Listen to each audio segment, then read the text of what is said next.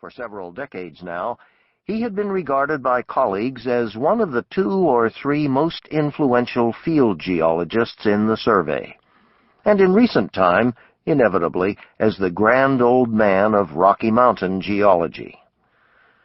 The grand old man had a full thatch of white hair and crow's feet around pale blue eyes. He wore old gray boots with broken laces, brown canvas trousers, and a jacket made of horsehide. Between his hips was a brass belt buckle of the sort that suggests a conveyor. Ambiguously, it was scrolled with the word love. On his head was a 2-gallon Stetson with a braided horsehair band. He wore trifocals. There was stratigraphy even in his glasses. A remarkably broad geologist, he had worked on everything from geochemistry to structural geology, environmental geology to Pleistocene geology, stratigraphy to areal, A-R-E-A-L, geology and mapping, and he had published extensively in all these fields. In the Bronco, he seemed confined, a restlessness that derived from a lifetime of travel on foot or horseback. He was taking me across Wyoming at my request, looking at the rock in road cuts of the interstate, which in seasons that followed would serve as portals for long digressions elsewhere in Wyoming in pursuit of the geologies the road cuts represented. Once, in the Bighorn Basin, as we were rolling out our sleeping bags, I asked him what portion of the nights of his life he had spent out under the stars, and he answered, 1/3.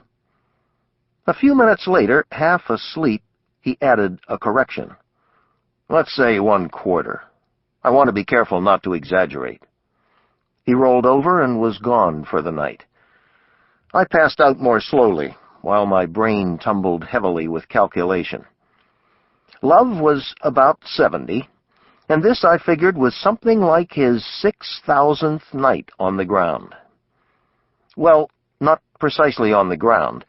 One must be careful not to exaggerate. He has had the same old USGS air mattress for 40 years.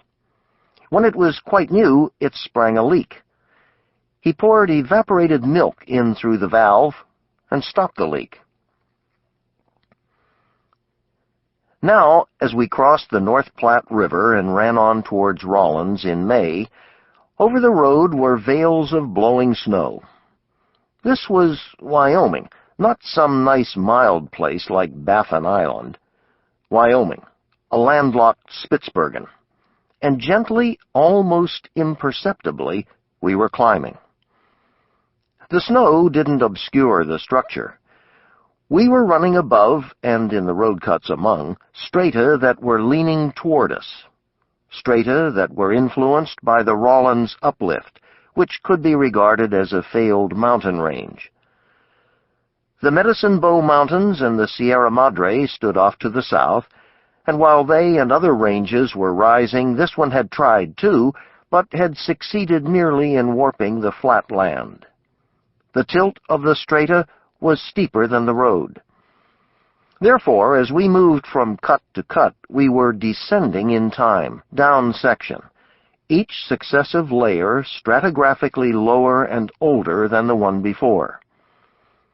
Had this been a May morning 100 million years ago, in Cretaceous time, we would have been many fathoms underwater, in a broad arm of the sea, which covered the continental platform, reached across the North American craton, the stable interior craton, from the Gulf of Mexico to the Arctic Ocean. The North Platte, scratching out the present landscape, had worked itself down into some dark shales that had been black muds in the organic richness of that epicratonic sea. The salt water rose and fell, spread and receded through time. In Love's words, advanced westward and then retreated, then advanced and retreated over and over again, leaving thick sequences of intertunging sandstone and shale, repeatedly exposing fresh coastal plains and as surely flooding them once more. In what has become dry mountain country, vegetation rioted in coastal swamps. They would have been like the Florida Everglades, the peat fens of East Anglia, or borders of the Java Sea, which stand just as temporarily, and after they are flooded by a rising ocean, may be buried under sand and mud and reported to the future as coal. There were seams of coal in the road cuts under the layers of sandstone and shale. The Cretaceous swamps were particularly abundant in this part of Wyoming. 100 million years later, the Union Pacific Railroad would choose this right-of-way so it could fuel itself with the coal. In cyclic rhythm with the other rock was limestone. Here and again the highway was running on this soft, impure limestone. It was sea-bottom lime, from dissolved or fragmented shells, which had lithified at least 10,000 feet lower than it is now. Woody asters were in bloom in the median, and blooming, too, by the side of the road, prospering on the lime. Love pointed them out with an edge in his voice. He said they were not Wyoming plants. They had come into Wyoming with trail herds of cattle and sheep, and later in trucks and railroad cars bringing hay from hundreds of miles to the south. And disastrously, they had the ability, actually a need, to draw selenium from the rock below. Selenium, which in concentration is toxic to people and animals, is given to the wind in some volcanic ash. 100 million years ago, stratovolcanoes stood in Idaho, and they sent up ash that fell out eastward in the sea. The selenium went into the lime muds, and now these alien asters were drawing it out of the limestone and spreading the poison across the surface world as few other plants can do. Most plants ignore selenium. Woody asters and a few others require selenium in order to germinate. After they take it up from the rock, they convert it into a form that nearly all plants will in turn take up too. Selenium-contaminated plants are eaten by sheep and cattle, which are served to people as chops and burgers. Concentrated selenium destroys an enzyme that transmits messages from brain to muscles. Cattle and sheep get the blind staggers, Love went on. People are also affected. They get dish-rag heart, the liver is damaged, and the kidneys. Selenium causes sterility. Worse, it causes birth defects. It's a cumulative poison like lead or arsenic. It's one of the ingredients of nerve gas. He gestured left and right. These were prize salt sage flats for sheep grazing once. They're now poisoned and dangerous. A bad selenium area stinks like rotten garlic. On a warmer day, you could smell it.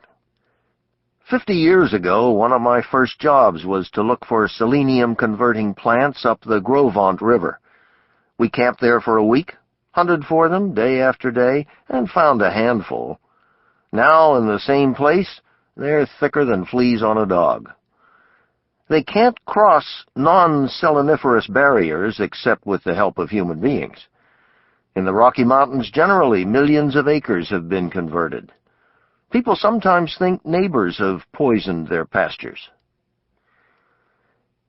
10 miles beyond the North Platte, a flat-topped ridge formed the horizon before us, a tough sandstone disintegrating at a lower rate than surrounding shale. The interstate, encountering this obstacle, had dealt with it with dynamite. Opening up what highway engineers called a benched-through cut, and geologists finding such a thing in nature call a wind gap. When we reached it, we stopped, got out, and put our noses on the outcrop. For this high, multi-tiered exposure was frontier sandstone, and Love referred to it as a published road cut, studied to the last grain by paleontologists and stratigraphers.